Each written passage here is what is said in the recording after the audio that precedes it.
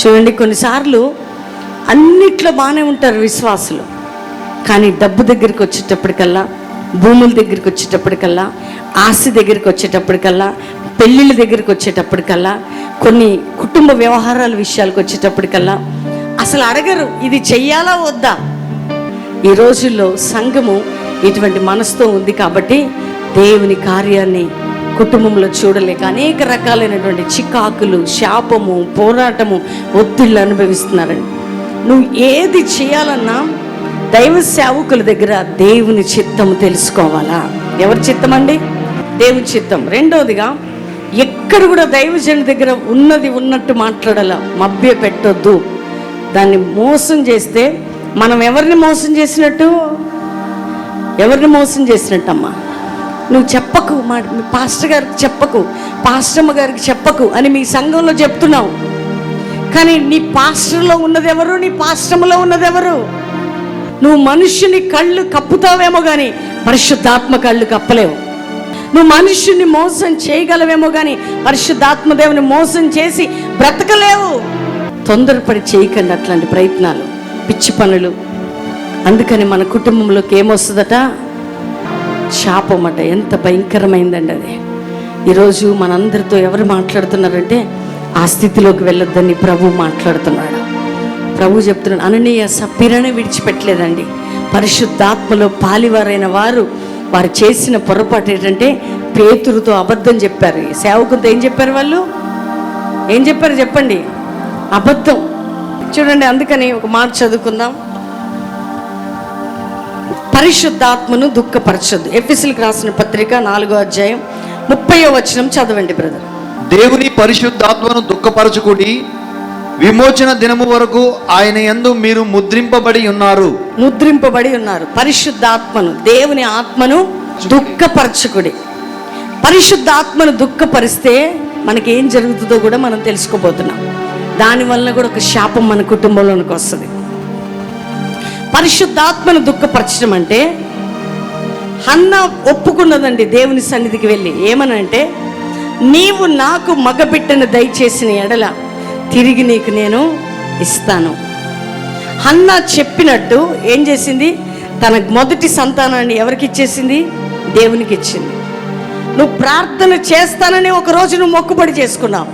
నువ్వు పరిచర్య చేస్తానని నువ్వు మొక్కుబడి చేసుకున్నావు. ఎవరితో?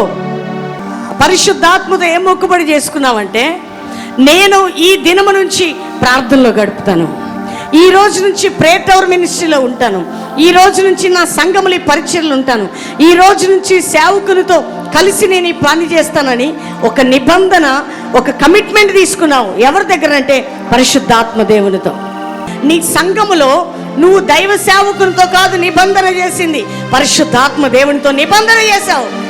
నువ్వు ఆయనకి మాట ఇచ్చావు. ఏమనంటే, ప్రభువా రోజు నీ సన్నిధిలో నేను గడుపుతాను. అందుకని కొంతమందికి ప్రేయర్ పిలుపు ఉంటుంది, కొంతమందికి పరిచర్య పిలుపు ఉంటుంది, కొంతమందికి వంట వండే పిలుపు ఉంటుంది. వారి సామర్థ్యం చొప్పున వారు ఏం చేస్తారంటే పరిశుద్ధాత్మ దేవునికి కమిట్ అయిపోతారు. అయిన తర్వాత అందరూ చెప్పండి, అది నిర్ణయించుకున్న తర్వాత వెనక్కి వెళ్ళిపోతే పరిశుద్ధాత్మ దేవుని దుఃఖపరిచినట్టు. ఇప్పుడు చెప్పండి, ఏం చేశారు? ప్రభువా నేను నమ్మకంగా ఈ పరిచర్యలో ఉంటానని ఎవరికి మాట ఇచ్చావు నువ్వు? ఎవరికి? ప్రభు నేను ప్రేయర్ టవర్లో పనిచేస్తా, నేను మినిస్ట్రీలో పనిచేస్తా, లేకపోతే నేను సేవకునికి ఈ విధంగా చేస్తా, నీ యొక్క సేవకురాలకి ఈ విధంగా చేస్తా, సంఘములో ఈ పరిచర్యలో నేను ఉంటానని నువ్వు మాట ఇచ్చింది ఎవరికంటే పరిశుద్ధాత్మ దేవునికి. మ్యారేజ్ అయినప్పుడు మాకు ఏమీ లేదండి, అర్థమవుతుందా? చిన్న దాంట్లో నుంచి ఈ స్టేజ్కి రావటానికి నేను ఒకటే ప్రార్థన చేసుకున్నా, ప్రభువా నా వలన సేవకుడు బ్లెస్ కావాలా. నువ్వు ఒక వ్యక్తి జీవితంలో అడుగు పెడితే ఆ వ్యక్తికి ఒక బ్లెస్సెడ్గా ఉండాలి. నువ్వు పెళ్లి చేసుకున్న దగ్గర నుంచి నీకు సుఖం లేదా? ఆ భార్యని ఇంట్లోకి అడిగి నాకు ఈమె తప్ప నాకెవ్వరు లేరు, ఈమె కావాలని తెచ్చుకున్నావు. ఏ రోజు నీ బ్రతుకు సంతోషంగా ఉంది? ఇతనే కావాలని తెచ్చుకున్నావు. ఏ రోజు నీ బ్రతుకులో సంతోషం ఉంది? నీ బిడ్డల గురించి నేను చెప్తున్నాను. పరిశుద్ధాత్మ దేవుని విషయం వచ్చింది కాబట్టి, ఆ యొక్క బ్లెస్సింగ్ విషయం వచ్చింది కాబట్టి చెప్తున్నాను. మనము లోపలికి వెళ్ళినా దీవించబడాలి, మనం బయటకు వచ్చినా దీవించబడాల, మనము ఎక్కడికి వెళ్తే అక్కడ దీవించబడాలి. మీరు రాసి పెట్టుకోండి ఈ మాట. నేను ఎందుకు ధైర్యంగా ఈ మాట చెప్తున్నానంటే, ఈరోజు ఈ మినిస్ట్రీ ఇంత ఎలాబరేట్ కావటానికి కారణం, స్త్రీ పురుషునికి బ్లెస్సింగ్ ఉండాలి, పురుషుడు స్త్రీకి బ్లెస్సింగ్ ఉండాలి. దేవుని బిడ్డ, ఇట్లాంటి కార్యం నీ ద్వారా జరగట్లేదని నువ్వు ఎవరిని దుఃఖ పెడుతున్నావు? అసలు కీ ఎక్కడి నుంచి స్టార్ట్ అయిందో మనకు తెలియాలండి. మీరు చేసే పొరపాట్లు, మీరు చేసే చిన్న చిన్న అబద్ధాలు, మీరు చేసే చిన్న చిన్న మోసాలు, మీరు చేసే తప్పుడు పనులు, మీరు చేసేటువంటి పొరపాట్లు మీరు ఒప్పుకోవడం ద్వారా దేవుడు పెద్ద బాధ్యతలు ఇస్తాడు. మీరు ఎంత సిల్లీగా సంఘాలు ఇతర వాళ్ళు సేవకునికి తెలియదులే అని మీరు అనుకోవచ్చు. తెలియదు లే అంటే మీరు ఎవరిని మోసం చేస్తున్నారు? అర్థమైంది కదా ఇప్పుడు. కాబట్టి మనము ఆ విషయంలో మనల్ని మనం దిద్దుకోవాలా. దాన్ని బట్టి ఏమి రాదు, మన కుటుంబంలోనికి శాపం రాదు. రెండోదిగా, పరిశుద్ధాత్మని ఏం చేయొద్దు, మనము దుఃఖపరచకుడి. ఏం చేయొద్దట అంటే, మనం ఒకటి చెప్పి దాన్ని చేయకపోవటమే పరిశుద్ధాత్మ దేవుని దుఃఖపరచడం.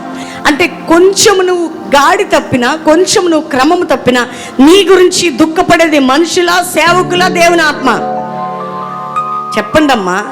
ప్రార్థనకి కమిట్మెంట్ తీసుకున్నావు, మంగళవారం ఉంటా, సోమవారం ఉంటా, లేకపోతే ఈరోజు ఉంటా అని ప్రేయర్ కమిట్మెంట్ తీసుకున్నావు, లేకపోతే ప్రేయర్ టవర్ మినిస్ట్రీలో ప్రేయర్లో ఉంటానన్నావు, సంఘంలో ఈ విధంగా చేస్తానన్నావు, నీ సేవకునికి పాస్టర్ గారు చచ్చే వరకు మిమ్మల్ని ఇడిచిపెట్టనన్నావు, తెల్లారే మాయమైపోయావు. ఎవరు నిన్ను చూసి ఏడ్చేది? చెప్పండి. మీకు ఒకటి తెలుసా? సౌలు పొరపాటు చేసినప్పుడు దేవుడు పశ్చాత్తాపడుతున్నాడు, ఏడుస్తూ ఉన్నాడండి. సమయాలు కోపం వస్తుంది, కానీ బాధపడేది ఎవరు? నువ్వు చెప్పింది చేయకపోతే ఎవరు బాధపడేది? చెప్పండి నాన్న. నువ్వు సండే చర్చికి రాకపోతే, నువ్వు కనపడకపోతే ఎవరు? నువ్వు చేయాల్సిన బాధ్యత చేయకపోతే ఎవరు నీ గురించి ఏడ్చేది? అందుకనే నువ్వు మనుషుల్ని సంతోష పెట్టడం కోసం అత్తని, మామని, భర్తని, కోడల్ని, తల్లిదండ్రుల్ని, వీళ్ళందరినీ సంతోషపెట్టు. సంతోషమే, నీకు బాధ్యత ఉంది, నువ్వు చెయ్యాలి. కానీ నిన్ను బట్టి ఒకరు ఏడవద్దు. అదే ఆయన పరిశుద్ధాత్మ దేవుడు.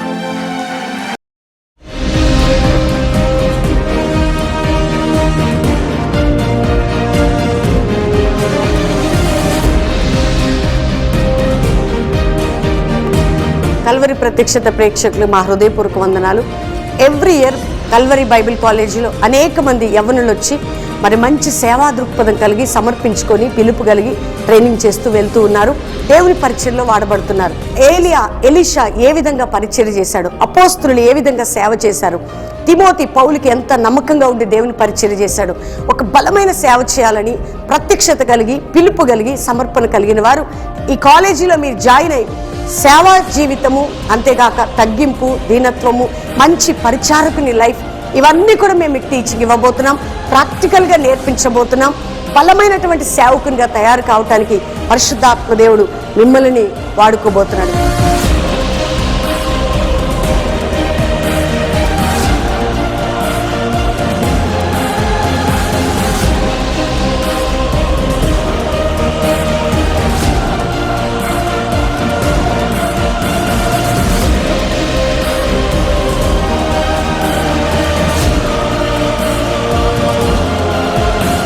ఎవరైతే కాలేజ్ చేయాలని ఆశపడుతున్నారో యవ్వన యూత్, యంగ్ బాయ్స్, మీరు పిలుపు కలిగిన వారు ఇమ్మీడియట్గా మాకు కాంటాక్ట్ అయ్యి ఈ బైబిల్ కాలేజీకి వచ్చి జాయిన్ అయ్యి బలమైన సేవకులుగా తయారవటానికి దేవుడిచ్చే అవకాశాన్ని ఉపయోగించుకోండి. అడ్మిషన్స్ ప్రారంభించబడ్డాయి. దేవుడు మిమ్మల్ని ప్రేరేపించి తన నామ మహిమార్థమై వాడుకును గాక. ప్రైజ్.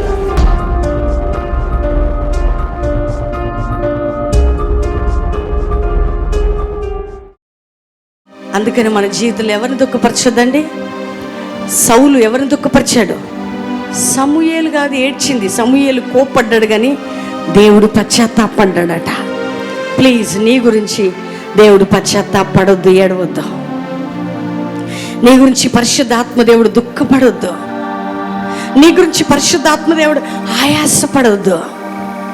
నీ గురించి పరిశుద్ధాత్మ దేవుడు కన్నీరు కారవద్దు. ఎందుకంటే నిన్ను బట్టి పరిశుద్ధాత్మ దేవుడు సంతోషించాలా. ఆయన ఉంటేనే నీకు ప్రొటెక్షన్. ఒక బాధ్యత నువ్వు సేవలో తీసుకుంటే, నువ్వు వెనకంజ వేస్తే ఎవరిని దుఃఖపెట్టే వ్యక్తి అవుతావు? పురుషులు చెప్పండి బ్రదర్స్. అంటే నిన్ను బట్టి బల నమ్మకమైన మంచి దాసుడని పరిశుద్ధాత్మదేవుడు తండ్రికి చెప్పాలా. నువ్వు కూర్చుంటుట, నువ్వు లేచుట, నువ్వు పండుకున్నప్పుడు నువ్వు ఆలోచించేది అన్నీ ఆయనకి తెలుసు. అందుకనే దావీదు పాపం చేసినప్పుడు ఏడుస్తాడండి, నీ పరిశుద్ధాత్మను నా యొద్ద నుంచి తీసివేయకయ్యా అని ఏడుస్తాడు. పరిశుద్ధాత్మదేవుడు నీకు లేకపోతే ప్రార్థన లేదు, జాగ్రత్త. ఆయన నీకు లేకపోతే లైఫ్ లేదు. ఎంతమందికి మీకు అర్థమవుతుందో కానీ మీ హృదయంలో ఆయనని ఏం చేయొద్దండి.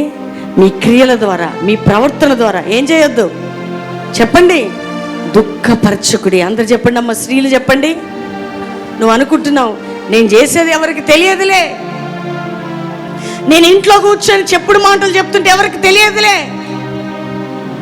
ఎవరికి తెలియకపోయినా నీలో ఉన్న దేవునికి తెలియదు, ఆయన ఆత్మకే. అందుకని మనం ఎవరిని దుఃఖపరచొద్దట. మనం విమోచన దినమందు ముద్రించబడి ఉన్నాము. ఈ లోకములో ఉన్నంత కాలం మన తోడు ఎవరంటే పరిశుద్ధాత్మ దేవుడు. ఆయననే మనం ఏడిపించామనుకోండి, మనం ప్రార్థన చేయటానికి కానీ, మనం ఏదైనా వంట చేయటానికి దేని నిర్ణయం తీసుకున్నా ఆ నిర్ణయానికి పిడుగులు పడినా రాత్రి 2 అయినా మనం కమిట్మెంట్ ఇచ్చింది ఎవరికంటే దేవుని ఆత్మకే. మనల్ని బట్టి ఏడ్చేది ఎవరంటే మనం చెప్పండి. అందుకని ఈరోజు మీతో నేను చెప్తున్నాను, సేవా జీవితంలో మేము నిర్ణయాలు తీసుకున్నప్పుడు శరీరం బాగోని ఏ పోరాటం ఉండని ఎందుకు మేము పరిగెత్తాం, మేము ఇలాంటి మనుషులమే. కానీ ఆత్మని దుఃఖపరచొద్దు, ఆయనని మేము గాయపరచొద్దు. ఆయన ఆత్మ మా వలన దుఃఖ పడొద్దు. ఎందుకంటే మేము ఆయనని సంతోషపెట్టే పాత్రలుగా ఉండాలి. అందుకని రోగం వచ్చినా, బాధ వచ్చినా, ఇరుకు వచ్చినా, ఇబ్బంది వచ్చినా, వ్యతిరేకత వచ్చినా, కరువు వచ్చినా, శ్రమ వచ్చినా ఈ ప్రయాణము ముందుకు వెళ్ళిపోవటానికి అన్నీ ఉండి కాదు దేవుని బిడ్డలారా. మా ఆలోచన మేము ప్రభువుకు ఒక నిర్ణయించాం, ప్రభువా నువ్వు లేవనెత్తితే నీకోసమే బ్రతుకుతామని. నువ్వు కూడా ఎన్నోసార్లు ఏడ్చావు, ఏసయ్యా నువ్వు కావాలయ్యా అని ఏడ్చావు, నిర్ణయం తీసుకొని ఏడ్చావు. కానీ ఏది నీ నిర్ణయంలో ఆ స్థిరత్వం? నువ్వు ఎవరిని ఏడిపిస్తున్నావంటే దేవుని ఆత్మని. పరిశుద్ధండి హెబ్రీయులకు రాసిన పత్రిక 10వ అధ్యాయం 38వ వచనం.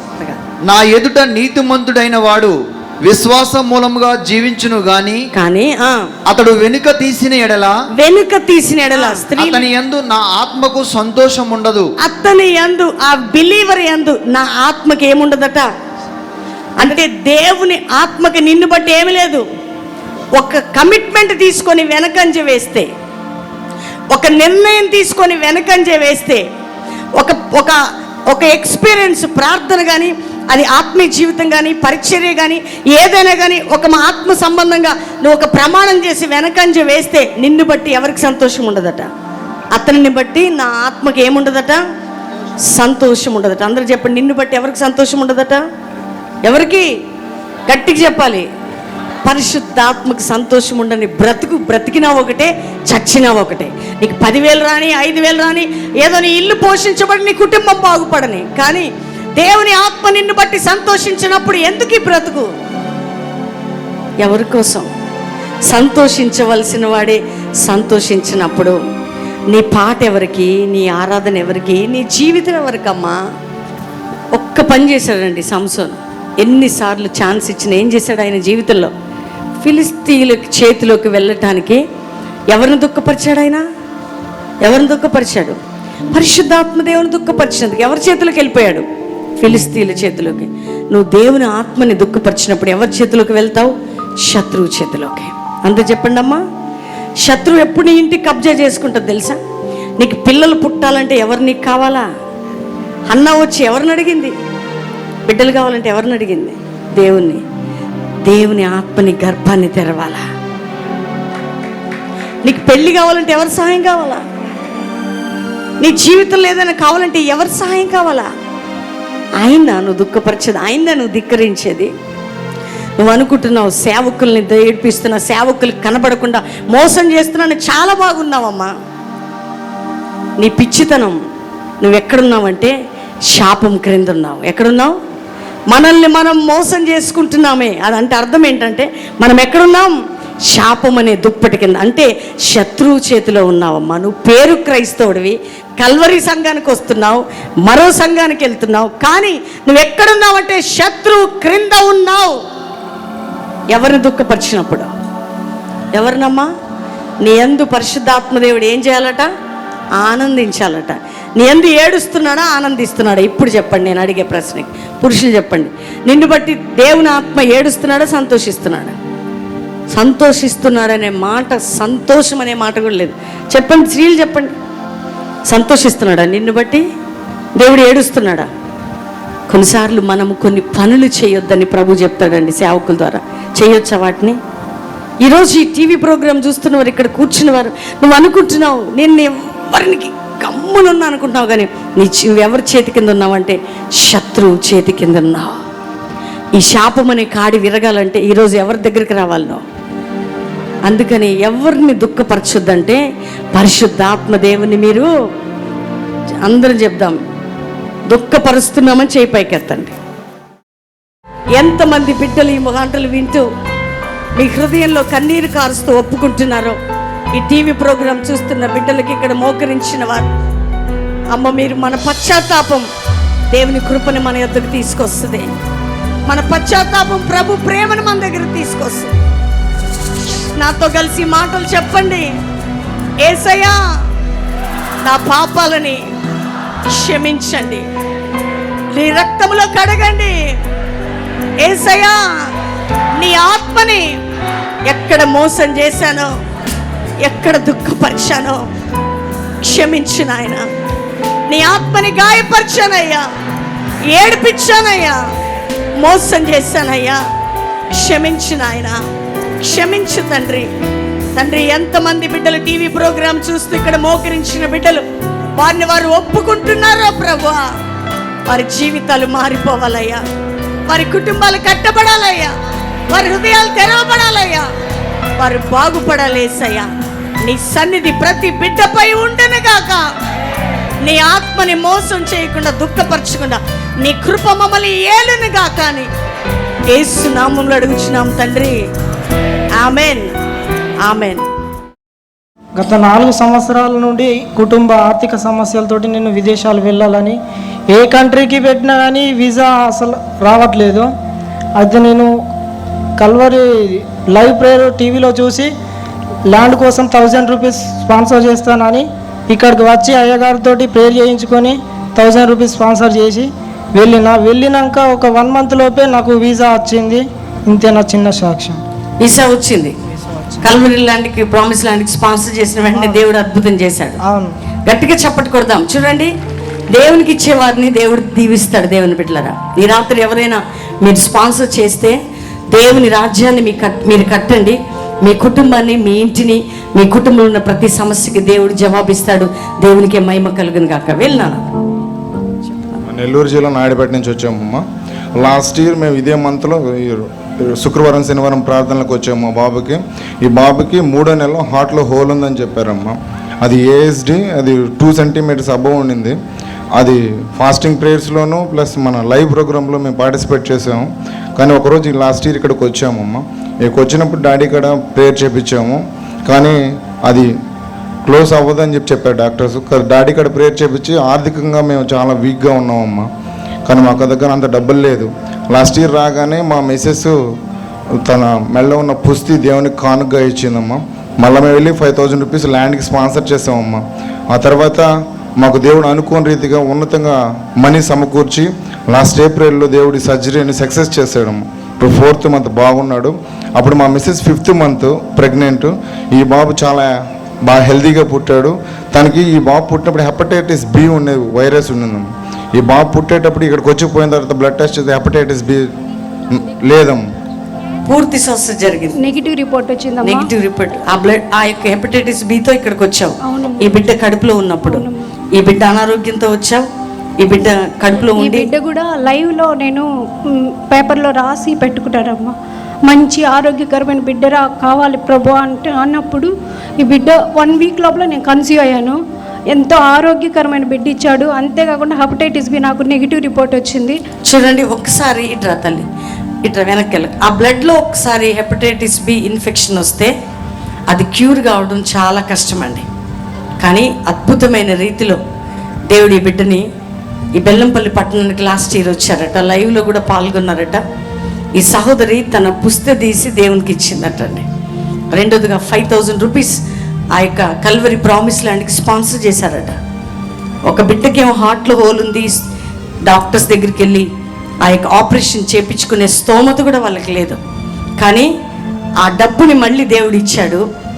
ఈమెకు ఆ బ్లడ్ రిపోర్ట్ నార్మల్ ఇచ్చాడు. హెల్తీ కుమారుణ్ణి దేవుడు ఇచ్చాడు. మళ్ళీ ఈరోజు ప్రభు సాక్షిగా ఈ కుటుంబాన్ని నిలబెట్టాడు. అప్పిచ్చే స్థితికి తీసుకొచ్చాడు దేవుడు. అప్పు ఇచ్చే స్థితికి తీసుకొచ్చాడట దేవునికి ఇచ్చడం ద్వారా. గట్టిగా చప్పట్లు కొడదాం. ఈ రాత్రి కల్వరి ప్రామిస్ ల్యాండ్కి ఎంతమంది స్పాన్సర్ చేస్తారు? ఈ కుటుంబం అప్పు ఇచ్చే స్థితికి దేవుడు తెచ్చినట్టు నిన్ను కూడా అప్పు ఇచ్చే వ్యక్తిగా దేవుడు చేయబోతున్నాడు. ఈ రాత్రి తనకున్నది ఆలోచించకుండా మెళ్ళ ఉన్నది ఇచ్చిందండి. తన చరిత్రనే ప్రభు మార్చేశాడు. ఈ రాత్రి టీవీ ప్రోగ్రాం చూస్తుండొచ్చు, ఇక్కడ కూర్చొని ఉండొచ్చు. కానుకల సమయంలో నువ్వు ప్రభుకి ఇవ్వు. పంపాలనుకుంటే ప్రభు సేవకి కల్వరి ఆ ప్రామిస్ ల్యాండ్కి పంపు. దేవుడు నీ కుటుంబంలో ఇక్కడ చేసిన అద్భుతాన్ని చేయబోతున్నాడు. ఈ మాట రాసి పెట్టుకో. దేవుడు వీరి చరిత్రను ఎట్లా మార్చాడో నీ చరిత్రను కూడా మార్చబోతున్నాడు. నెల్లూరు పట్టణం నుంచి ఆశతో ఇక్కడికి వచ్చారండి. వారి జీవితాల్లో అద్భుతం చేసిన దేవుడు. ఏ పట్టణంలో నుంచి ప్రోగ్రాం చూస్తున్న ఇక్కడ కూర్చుని ఉన్న ప్రతి సాటర్డే జరుగుతున్న బెల్లంపల్లిలో స్వస్థత కూడికకి, 2వ శుక్ర శని ఆదివారాలు జరుగుతున్న ఈ మీటింగ్స్కి నువ్వు ఎక్కడి నుండి వచ్చినా దేవుడు నీ జీవితంలో కూడా అదే అద్భుతం చేస్తాడు. దేవునికి మహిమ కలుగును గాక. వెళ్ళండి.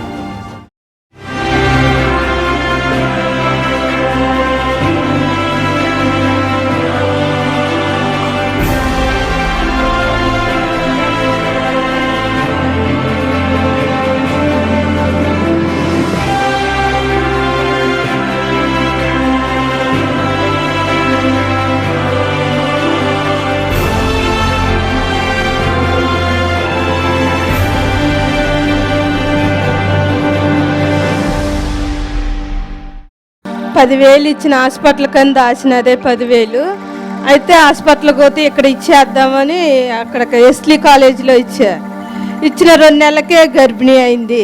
15 సంవత్సరాల నుంచి నీకు బిడ్డలు లేదు? అస్సలు లేరు. పిల్లలు పుట్టే అనుభవం లేదు ఇక? లేదు. అట్లాంటి పరిస్థితుల్లో నువ్వు దాచుకున్నావు 10,000. 10,000 దాచుకున్నా ట్రీట్మెంట్ కోసమని. వాటి కోసం. అవి యేసయ్య ప్రామిస్ ల్యాండ్కి ఇచ్చావు? ఇచ్చా. 2వ నెల నీ గర్భం తెరవబడింది. ఇప్పుడు ఎన్నో నెల? 6వ నెల. గట్టిగా చప్పట్లు కొట్టాలా? దేవుడు మీ జీవితంలో అద్భుతం చేస్తాడా చేయడా?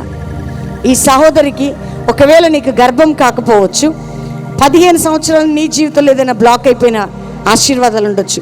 కానీ ఈ రాత్రి ఈ బిడ్డ ఇచ్చిన విలువైన కానుక ద్వారా దేవుడు ఏం చేశాడు? నువ్వు ఇచ్చిన ద్వారా దేవుడు అద్భుతం చేయబోతున్నాడు. నేను ప్రామిస్ ల్యాండ్కి 10,000 స్పాన్సర్ చేసిన. నేను స్పాన్సర్ చేసిన అప్పటికే నా దగ్గర డబ్బులు లేవు. సాక్ష్యాలు చెప్పానంటే నేను అది కూడా అప్పు చేసి ఇంకొక మిషన్ కొనుక్కున్నా. ప్రామిస్ ల్యాండ్కి ఇచ్చిన 10,000 ఇచ్చినాక కొద్ది రోజులకే ఒక దగ్గరికి 30,000 అప్పు తీసుకొని మళ్ళీ మిషన్ కొనుక్కున్నాను. అప్పు తీరిపోయింది. అది కూడా అప్పు తీరిపోయింది. దేవుడు మిషన్ ఇచ్చాడు. మిషన్ ఇచ్చాను. మళ్ళీ ఇప్పుడు నాకు ఒక పనులు నాకు సరిగ్గా రాగవు. నాకు డ్రిల్లింగ్ మిషన్ ఒకటి ఉంది. మళ్ళీ ఇప్పుడు మిషన్ కొనుక్కున్నాక ఇప్పుడు నాకు అతను పనిచేసే 10 మందికి ఎవరు సరిగ్గా పనులు నడచలేవు అని ఇప్పుడు నాకు పనులు మాత్రం ఈ మొత్తం బెల్లంపల్లికి అక్కడ పోయి వచ్చిన కానీ ఫుల్ పనులు నడుస్తున్నాయి. నాకు ఫుల్ బాగా పని వస్తుంది. పని ఫుల్ వస్తున్నాయి. తిందామంటే కూడా టైం ఉంటలేదు. అదండి, తిందామంటే కూడా టైం లేదట. 10,000 రూపాయలు అప్పు చేసి స్పాన్సర్ చేశాడంటండి. 30,000 అప్పు తీరింది. దేవుడు మిషన్ ఇచ్చాడు.